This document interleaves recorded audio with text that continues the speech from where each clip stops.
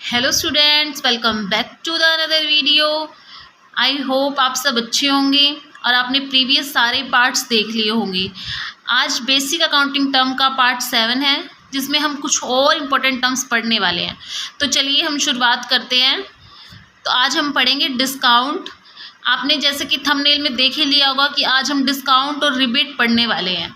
यानी कि आप सब कंफ्यूज होते हैं कि डिस्काउंट का मतलब भी छूट होता है मैम, और रिबेट का मतलब भी छूट होता है। तो कौन सी छूट होती है? डिस्काउंट छूट को हम डिस्काउंट बोलते हैं या हम रिबेट बोलते हैं, या फिर ये दोनों ही सही हैं, या इनमें से कौन सा सही है? आप सब कंफ्यूज होते हैं कि डिस्काउंट और रिबेट में फ़र्क क्या है, लेकिन इनका हिंदी में मीनिंग एक ही है, छूट। तो हाँ जी, डिस्काउंट का मतलब भी छूट होता है और रिबेट को भी हम छूट ही बोलते हैं हिंदी में। डिस्काउंट भी हमारा छूट है और रिबेट भी हमारी छूट है। तो चलिए पढ़ते हैं क्या होता है डिस्काउंट का मीनिंग। हर कोई पर्सन वहीं जाना चाहता है, उसी शॉप पर जाना चाहता है जहां हमें डिस्काउंट मिले। डिस्काउंट का मीनिंग हर किसी को पता ही होगा कि जहां हमें अच्छी खासी छूट मिलती है, जिस भी शॉप पर, हम उधर ही जाना पसंद करते हैं। जैसे कि आपने बहुत सारी शॉप्स पे लिखा हुआ देखा होगा 50% ऑफ, 20% ऑफ, 10% ऑफ, तो आप उन्हीं शॉप्स पे जाना पसंद करते हो। तो डिस्काउंट क्या होती है? जब हमें क्या होता है, किसी ऐसे गुड्स पे, यानी कि जो हमारा सेलिंग प्राइस होता है उस पर अगर हमें कुछ प्रतिशत की, कुछ परसेंटेज की छूट मिलती है, कुछ परसेंटेज हमें कम पे वो गुड्स या फिर सर्विस मिलती है, उसे हम डिस्काउंट बोलते हैं। अब डिस्काउंट भी 2 टाइप्स की होती है। एक होती है ट्रेड डिस्काउंट, एक होती है कैश डिस्काउंट। एक एक करके पढ़ेंगे इन्हें। पहले हम डिस्काउंट का मीनिंग कर लेते हैं क्लियर कि क्या होता है। Discount is either an allowance offered by the seller. जो सेलर के द्वारा ऑफर किया जाता है, ऐसा अलाउंस होता है ये। Goods out of the selling price और ऑफ गुड्स और a deduction for making prompt payment. या तो क्या होता है, देखिए 2 मीनिंग निकलते हैं डिस्काउंट के। मीनिंग से ही इसके 2 पार्ट्स में मीनिंग निकल जाते हैं। कैसे कि देखिए, डिस्काउंट का मतलब आपको समझा दिया कि किसके द्वारा दी जाती है, सेलर के द्वारा। ये एक अलाउंस होता है, ये ऑफर किसके द्वारा किया जाता है, सेलर के द्वारा। Of goods out of the selling price, या तो ये सेलिंग प्राइस पे हमें क्या दी जाती है, सेलिंग प्राइस पर दी जाती है, या फिर हमें डिडक्शन मिलती है कि हम क्या करें, मेकिंग प्रॉम्प्ट पेमेंट, कि हम जल्दी पेमेंट कर दें। ऐसा नहीं होता कई बार कि शॉपकीपर कहता है कि आप अगर अभी पेमेंट कर देंगे ना सारी, शॉपकीपर नहीं, आप एक मान लीजिए स्कूल में हम जाते हैं, आप स्कूल में एडमिशन करवाने गए होंगे, तो आपने सुना होगा कि अगर आप पूरे साल की फ़ीस इकट्ठी जमा करा देते हैं तो आपकी 12 मंथ की फ़ीस ना लग के 11th मंथ की फ़ीस काउंट होगी। तो आप अगर अपनी फ़ीस को एक साथ जमा करा देते हैं तो वो भी एक प्रकार का डिस्काउंट ही है। स्कूल वाले क्या करते हैं कि आप क्या करिए, 12 मंथ्स की जो फ़ीस है वो आपकी 11th मंथ्स की लगेगी अगर आप अपनी पेमेंट को इकट्ठा सबमिट करवा देते हो। मतलब कि आप एडमिशन के टाइम ही पूरे साल की फ़ीस अगर इकट्ठी सबमिट करा देते हो तो आप 11th मंथ की फ़ीस लगेगी, आपकी 12 मंथ्स की नहीं लगेगी। वो भी एक प्रकार की क्या होती है, डिस्काउंट होती है। और कई बार हमें वैसे भी गुड्स पे डिस्काउंट मिल जाती है, ठीक है, वो भी डिस्काउंट होती है। तो हाँ, डिस्काउंट के रीजंस होते हैं। तो डिस्काउंट जो होती है 2 टाइप्स की होती है बेसिकली। फर्स्ट है ट्रेड डिस्काउंट एंड सेकंड है कैश डिस्काउंट। देखिए, ट्रेड डिस्काउंट क्या होती है, एक फिक्स परसेंटेज होता है जो सेलर के द्वारा कस्टमर को दिया जाता है कि 5%, 2%, 3%, 4%, और वो ना लिस्ट प्राइस यानी कि MRP पे होता है। जैसे आप बुक्स लेने जाते हो तो आपको 10%, 20% डिस्काउंट मिलते हैं, या फिर आप कोई भी ऐसी चीज़ लेने जाते हो कि जिस पर डिस्काउंट है, मतलब कि 20%, 30%, ये डिस्काउंट जो होती है ना, ये डिस्काउंट ये अगर आपको मिल रही है, अगर ये एक पर्सन को मिल रही है ना, तो ये सभी पर्सन को मिलेगी। यानी कि ऐसा नहीं है कि इसमें एक पर्सन को ये डिस्काउंट मिल गई लेकिन अगर कोई दूसरा गया तो उसको ये डिस्काउंट नहीं मिली, ऐसा नहीं होगा। ये सबके लिए इक्वल रहेगी, ये डिस्काउंट सबको मिलेगी। अगर एक पर्सन को मिल रही है, अगर जैसे बुक्स पे डिस्काउंट है, चल रहा है कि 20% डिस्काउंट है, तो वो सिर्फ एक स्पेशल पर्सन के लिए नहीं है, वो फिर हर एक कस्टमर के लिए वो डिस्काउंट सेम रहेगा। वो परसेंटेज भी सेम रहेगा डिस्काउंट का और ये डिस्काउंट भी सेम रहेगी। ट्रेड डिस्काउंट का मीनिंग यही होता है। देखिए, when discount is allowed by seller, जब कोई डिस्काउंट अलाउ किया जाता है सेलर के द्वारा टू इट्स कस्टमर, इसके कस्टमर को एट ए फिक्स्ड परसेंटेज, उसका परसेंटेज बिल्कुल फिक्स रहेगा, स्टार्टिंग से ही फिक्स रहता है उसका। ऐसे नहीं कि कस्टमर ने बोला थोड़ा और कर दीजिए तो और छूट मिल जाएगी, ऐसा नहीं, उसका परसेंटेज फिक्स रहेगा ऑन द लिस्ट प्राइस पर of the goods, it is called trade discount, और इसको ट्रेड डिस्काउंट कहते हैं। अब एक बात जो है कि ट्रेड डिस्काउंट पे ध्यान रखने वाली है, हम आगे एक चैप्टर पढ़ेंगे यानी कि प्रैक्टिकल चैप्टर पढ़ेंगे, उसमें ये ट्रेड डिस्काउंट का टॉपिक आएगा। आपके ये प्रैक्टिकल का पार्ट भी है, तो इसको आपको समझना और भी ज़्यादा ज़रूरी है, क्योंकि आपको प्रैक्टिकल क्वेश्चंस भी करने हैं आगे। अब क्या होता है कि ट्रेड डिस्काउंट जो होती है ना, उसमें एक इम्पॉर्टेंट लाइन है, क्या है कि it is not recorded in the books, ये बुक्स में रिकॉर्ड नहीं की जाती, बुक्स ऑफ अकाउंट्स में ये रिकॉर्ड नहीं की जाती, यानी कि अपने खातों में इसको नहीं दिखाया जाएगा। As it is deducted in the invoice और कैश मेमो, ये हर पर्सन के इनवॉइस और कैश मेमो में से डिडक्ट हो जाएगी, बट इसको अकाउंट्स में हम अपनी बुक्स ऑफ अकाउंट्स में नहीं शो करेंगे। ये बात आप इसमें ध्यान रखिएगा। क्लियर। नेक्स्ट आती है कैश डिस्काउंट। अब ये कैश डिस्काउंट क्या होती है, आप नाम से ही समझो। कैश का मतलब होता है कि जो हमें कैश में पेमेंट कर देगा। कई क्या होते हैं, कई कस्टमर्स ऐसे होते हैं कि जो बहुत सारा सामान लेने गए मैन्युफैक्चरर से, यानी कि जहाँ पर सामान बनता है वहाँ से सामान परचेज़ करने गए, और कहा कि जो सेलर था उसने कहा कि अगर आप इतने सारा आपने 100 आइटम्स परचेज़ कर ले, ठीक है, तो क्या किया सेलर ने कहा कि अगर आप 100 आइटम्स की पेमेंट जितनी जल्दी, अगर आप 7 डेज़ के अंदर अंदर कर देंगे ना, तो आपको ये डिस्काउंट मिलेगी, अदरवाइज़ नहीं मिलेगी। ये कंडीशंस चेंज हो सकती है। देखो वहाँ पे कंडीशंस एक ही थी, सेम ही थी कि आपको क्या करना था, ये हर किसी को मिलेगी, हर किसी के लिए इक्वल है, हर पर्सन को मिलेगी, लेकिन यहाँ पे ये उस पर्सन को मिलेगी जो जल्दी से जल्दी पेमेंट कर देगा, कैश में पेमेंट कर देगा, यानी कि जो उधार में माल नहीं खरीदेगा, जल्दी से जल्दी पेमेंट कर देगा, उसको ये डिस्काउंट मिलेगी। ये 2%, 5%, 3%, 10%, इसका परसेंटेज भी कुछ भी हो सकता है, वो सेलर को पता होता है कि कितना होगा।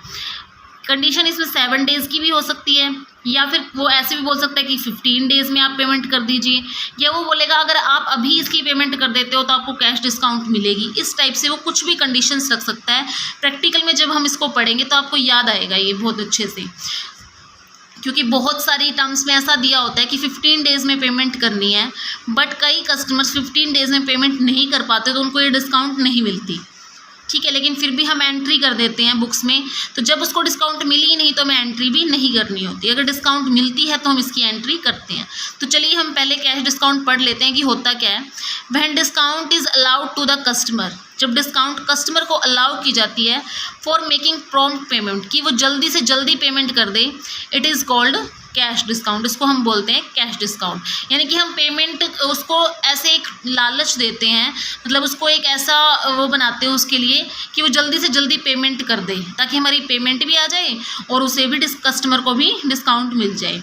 एग्जाम्पल देखिए, if a seller allows 2% discount, seller ने अलाउ कर दिया 2% डिस्काउंट पर for a payment within a week, अगर एक वीक में पेमेंट हो जाएगी तो आपको 2% डिस्काउंट मिलेगी, इसको कहते हैं हम कैश डिस्काउंट। और ध्यान रखिए, अगर आप सामान खरीदते हैं तो उस पर दोनों डिस्काउंट लग सकते हैं। ट्रेड डिस्काउंट तो लगेगी अगर होगी तो, अगर वो होगी कि ट्रेड डिस्काउंट मिलेगी तो वो भी लगेगी, और अगर आपने पेमेंट कर दी कैश में तो कैश डिस्काउंट भी, दोनों डिस्काउंट एक प्रोडक्ट पर लग सकते हैं, ये ध्यान रखना।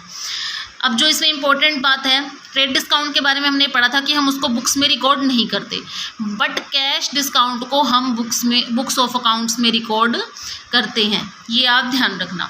अब आता है इम्पॉर्टेंट, रिबेट क्या होता है मैम, बहुत से बच्चे कंफ्यूज रहते हैं, मैम रिबेट क्या होता है। डिस्काउंट तो छूट होती है, हमें समझ आ गया मीनिंग, लेकिन रिबेट को भी छूट बोलते हैं, ये कैसी छूट होती है, हम डिस्काउंट बोले या रिबेट बोले। कई बच्चे डिस्काउंट को ही रिबेट बोलते हैं और रिबेट को ही डिस्काउंट बोलते हैं, वो सोचते हैं कि डिस्काउंट का ही अदर नेम रिबेट है, बट नो, ऐसा नहीं है। डिस्काउंट एक अलग टर्म है और रिबेट एक अलग टर्म है। अब रिबेट देखिए क्या है, रिबेट भी एक प्रकार की छूट होती है जो कि सेलर के द्वारा दी जाती है, और किसको दी जाती है, कस्टमर को दी जाती है।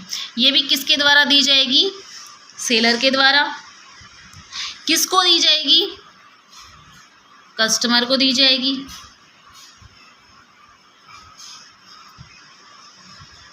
ठीक है, सेलर के द्वारा दी जाएगी और किसको दी जाएगी, कस्टमर को। बट ये क्यों दी जाएगी, इसकी एक और ख़ास बात क्या है कि वो तो हमने पढ़ा कि ट्रेड डिस्काउंट हम सामान बेचते समय देंगे, कैश डिस्काउंट हम सामान बेचते समय देंगे, लेकिन रिबेट दी जाती है जब हमारा सामान क्या हो चुका होता है, सोल्ड हो चुका होता है, बिक चुका होता है, उसके बाद ये छूट दी जाती है। तो ऐसी कौन सी छूट होती है जो सामान बिकने के बाद दी जाती है? तो हाँ, रिबेट होती है जो सामान बिकने के बाद दी जाती है। और ये कब दी जाती है? कि जब हमारा जो सामान होता है, गुड्स होता है, उसकी क्वालिटी अच्छी नहीं होती, उसकी क्वालिटी इतनी अच्छी नहीं होती, तब ये छूट दी जाती है। या फिर हमने क्या किया, ऑनलाइन कोई बिज़नेस खोला हुआ था और हमसे सामने वाले ने क्या किया, सामान मंगवाया। या फिर आप ऐसा मान लीजिए कि एक पर्सन आया, हमारे कस्टमर आया हमारी शॉप में, उसने सामान देखा और वो ऑर्डर देकर चला गया, बट हमने देखा कि जो उसने ऑर्डर किया है उस टाइप का सामान तो इतना है ही नहीं जितनी क्वांटिटी वो लिखवा कर गया है। तो हमने क्या किया, उसको थोड़ा सा हल्के वाला माल उसको ट्रांसफ़र कर दिया। जब माल उसके पास पहुंचा तो उसने देखा कि उसने जो ऑर्डर किया था वो ऐसा सामान नहीं है, उससे बल्कि पुअर क्वालिटी का है।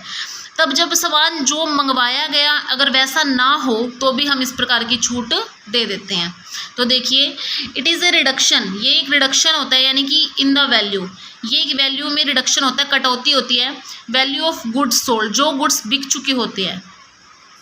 और ये अलाउ किया जाता है सेलर के द्वारा after the goods have been sold, goods के सेल होने के बाद ये अलाउ की जाती है, ये वाले discount. It is allowed by the seller, ये भी सेलर के द्वारा अलाउड की जाती है। फॉर द रीज़न, इसका रीज़न होता है other than for which trade discount and cash discount allowed, मतलब कि ट्रेड डिस्काउंट से और कैश डिस्काउंट से इसका रीज़न अलग होता है। इसका रीज़न क्या होता है, देखिए, इसका रीज़न होता है रिबेट में be allowed because of poor quality of goods, जब गुड्स की क्वालिटी क्या होती है, पुअर। या फिर सोल्ड और goods being not as per specification, जो हमने गुड्स बेचे हैं वो वैसे नहीं है जैसे हमने दिखाए थे या फिर कस्टमर को बताए थे। अगर उस अकॉर्डिंग हमारे गुड्स नहीं है तब ये छूट दी जाती है।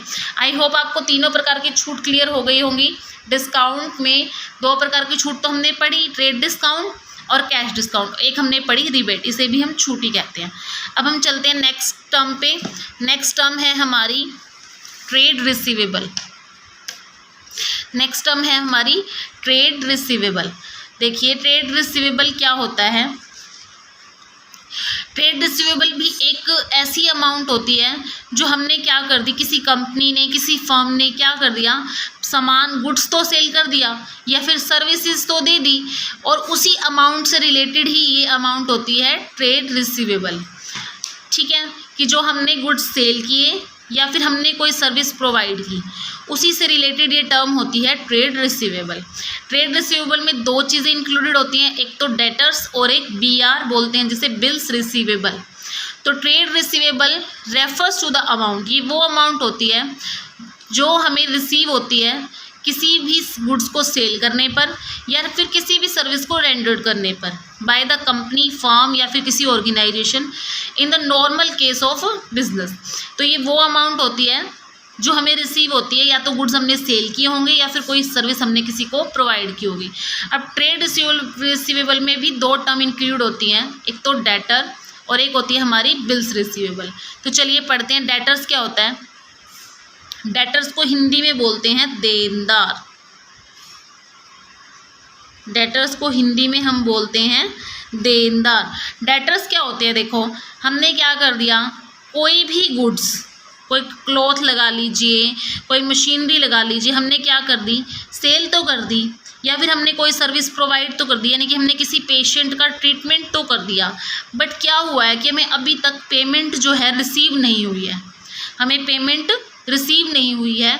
तो वो हमारे क्या बन जाएंगे, वो कस्टमर्स हमारे क्या बन जाएंगे, फिर डेटर्स बन जाएंगे। वही कस्टमर फिर हमारे डेटर्स बन जाएंगे जिनने हमसे माल तो ले लिया, गुड्स तो ले ली, सर्विसेज तो ले ली, बट हमें पेमेंट नहीं दी है।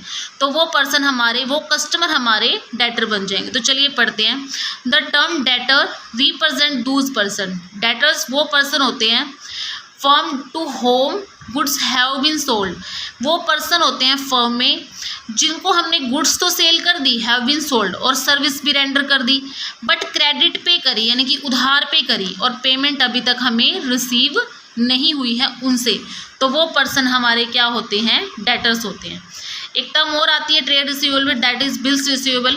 बिल्स रिसीवेबल डेटर्स के ऊपर ही बनाया जाता है। देखिए ये क्या होता है, ये एक बिल होता है जिसपे ये लिखा होता है कि डेटर्स हमारा पैसा कब हमें वापस देंगे, कौन सी डेट को हमें वापस देंगे, ये वैसा बिल होता है, तो इसे बोलते हैं bills receivable. A bill of exchange becomes bills receivable for the person, ये उस पर्सन के लिए बिल्स रिसीवेबल है हु ड्रॉज इट, जो इसे लिखता है, एंड गेट इट बैक, और वापस कर देता है एक्सेप्टेंस होने के बाद, यानी कि एक्सेप्ट होने के बाद वापस कर देगा। एक्सेप्ट किससे होगा, ड्रॉई से, ठीक है। और जो इसको लिखेगा और जो इसको रिसीव करेगा, रिसीव करने वाले को ये वापस कर देगा। यानी कि ये एक ऐसा बिल होता है, जो पर्सन इसको लिखता है वो इसको एक्सेप्ट होने के बाद वापस कर देगा। और दस BR is an accounting term for bill of exchange drawn on debtors, यानी कि जो ये BR है ये एक अकाउंटिंग टर्म है, मतलब कि जो किसके लिए यूज़ होती है, डेटर्स के लिए यूज़ होती है। The amount specified in such A bill, इस अमाउंट को हम इस बिल में लिख देते हैं कि फ्यूचर डेट, इस फ्यूचर डेट पे हमें ये अमाउंट रिसीव होगी, ठीक है। ट्रेड रिसीवेबल हमने पढ़ लिया, इसमें 2 टर्म्स आई, डेटर्स और बिल्स रिसीवेबल। अब नेक्स्ट है ट्रेड पेबल। ट्रेड पेबल क्या होता है, ये एक ऐसी अमाउंट होती है जो हमने गुड्स तो खरीद ली, वो तो हमने गुड्स बेची थी ट्रेड रिसीवेबल में, तो ट्रेड्स पेबल में हम क्या कर रहे हैं, गुड्स को खरीद रहे हैं, सर्विस को ले रहे हैं, लेकिन बदले में कोई अमाउंट नहीं दे रहे हैं, वो ट्रेड पेबल में आती है। ट्रेड पेबल एक ऐसी अमाउंट होती है जो हमें पे करनी होती है। ट्रेड रिसीवेबल हमें रिसीव करनी थी, ट्रेड पेबल हमें पे करनी है। On account of goods purchase, हमने गुड्स तो परचेज कर लिए, सर्विस भी टेकन, सर्विस भी ले ली, in the normal case course of business. Trade payable में भी 2 टर्म इंक्लूड होती हैं, एक तो क्रेडिटर्स और एक बिल्स पेबल। क्रेडिटर्स को हिंदी में बोलते हैं लेनदार, डेटर्स को बोल रहे थे हम देनदार। तो लेनदार क्या होते हैं, देखिए लेनदार हमसे लेने वाले होंगे, हमने गुड्स खरीद ली, सर्विस ले ली, लेकिन अभी तक पैसे नहीं दिए उनको, तो वो हमारे क्या हो जाएंगे, लेनदार, कि वो हमसे पैसे लेंगे। The term creditors represent those person या फिर फर्म। क्रेडिटर जो टर्म है वो उन पर्सनस के लिए या उस फर्म के लिए यूज़ होती है from whom goods have been purchase, जिससे हमने गुड्स तो परचेज कर लिया, सर्विस भी प्रोक्योर्ड कर ली, लेकिन क्रेडिट पे करी है, payment has not been made to them, और पेमेंट नहीं की है अभी उनको, तो उन पर्सनस को हम क्या बोलेंगे, क्रेडिटर्स बोलेंगे।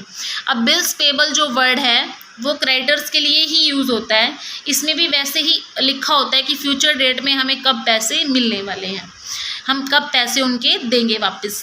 तो a bill of exchange become bill payable for the person, एक जो बिल ऑफ एक्सचेंज है वो बिल्स पेबल बनता है एक पर्सन के लिए जो इसे एक्सेप्ट कर देता है और वापस कर देता है ड्रॉअर को।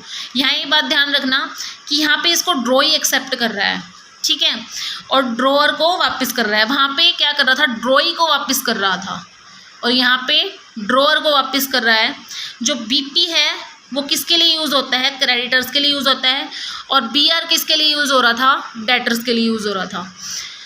Amount specified in such A bill, इस बिल में अमाउंट लिखी होती है कि पे करनी है हमें एट ए फ्यूचर डेट पे, कि हमें इस डेट पर इस अमाउंट को पे करना है, इस ट्रेड पेबल में वो अमाउंट लिखी होती है, तो इसे हम बोलते हैं बिल्स पेबल। तो ध्यान रखिए हमने क्या पढ़ा आज हमने डिस्काउंट का टॉपिक क्लियर किया। डेटर क्रेडिटर्स बहुत मेन थे इसमें, आप इन्हें बहुत अच्छे से पढ़ लेना। ट्रेड रिसीवेबल पढ़ा जिसमें 2 टर्म आती हैं, बिल्स रिसीवेबल और डेटर्स। ट्रेड पेबल पढ़ा जिसमें भी 2 टर्म आती है, बिल्स पेबल और क्रेडिटर्स। तो आज ये कुछ इंपॉर्टेंट टर्म्स हमने पढ़ी, आई होप आपको समझ में आ गई होंगी। अगर आपको मेरी वीडियोस और मेरा कंटेंट पसंद आ रहा है तो प्लीज़ लाइक करें, कमेंट करें एंड मेरे चैनल को सब्सक्राइब करें। Thank you students, bye.